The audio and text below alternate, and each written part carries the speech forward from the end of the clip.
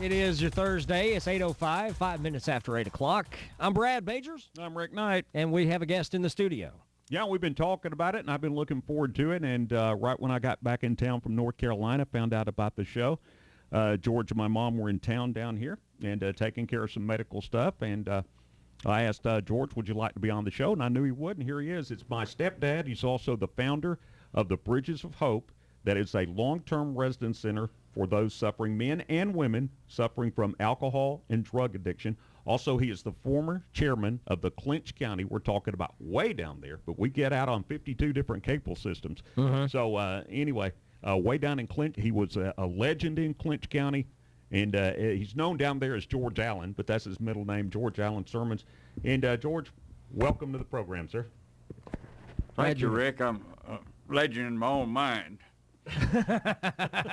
Legend in your own mind. Yeah, that's kind of like me. That's good. No, That's George Glad has you're here. George has a very interesting story to tell. One time, I think probably about 10 years ago, CNN actually came in and did a story on you and the Bridges of Hope. What year was that?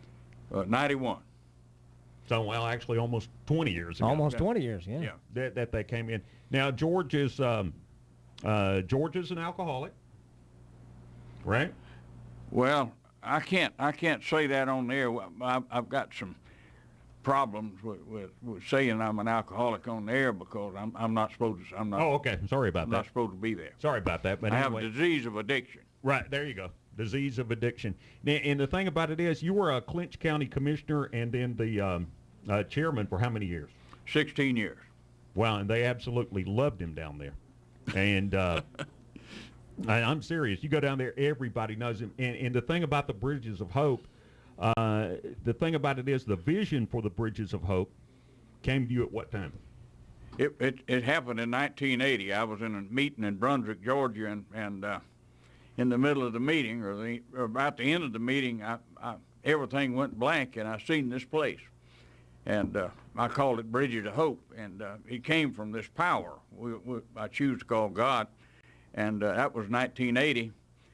And then God, my time doesn't work on God's time. And in 1986, it happened. The Bridges of Hope came to fruition. And how many centers are there now? There's five centers from Valdosta, Georgia to Augusta, Georgia, throughout the part of the state. When we hope to build more, and we will build more. Now, you got separate facilities for men and women. Yeah, you have to keep them separate. That yin-yang thing. You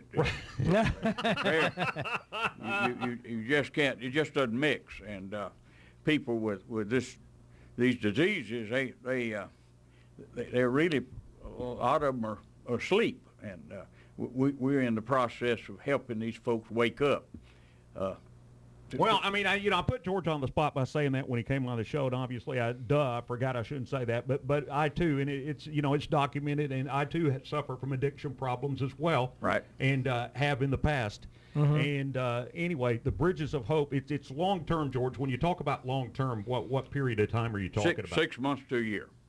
But you recommend the year program, obviously. We do. We modeled it after a place, the Swedish government and private enterprise in Sweden started a 2-year program, and they've been very successful. And our program is pretty successful. We recommend a year. Those folks that really want to change.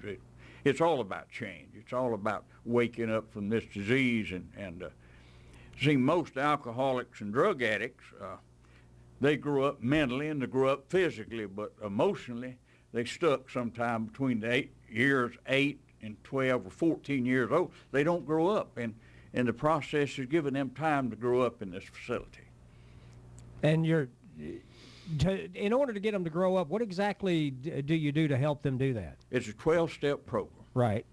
And for those who don't know what a 12-step program, can you kind of give us an overview of what the 12-step program is? This 12-step program was started in 1935. A fellow named Bill W. and Dr. Bob, and you're reaching a lot of the folks out there today that's familiar with that program. Oh, yeah. And now it's branched out into a lot of addiction, sexual addiction, food addiction, and they all use this 12-step program, and this is where the Bridges of Hope came up with that. Right.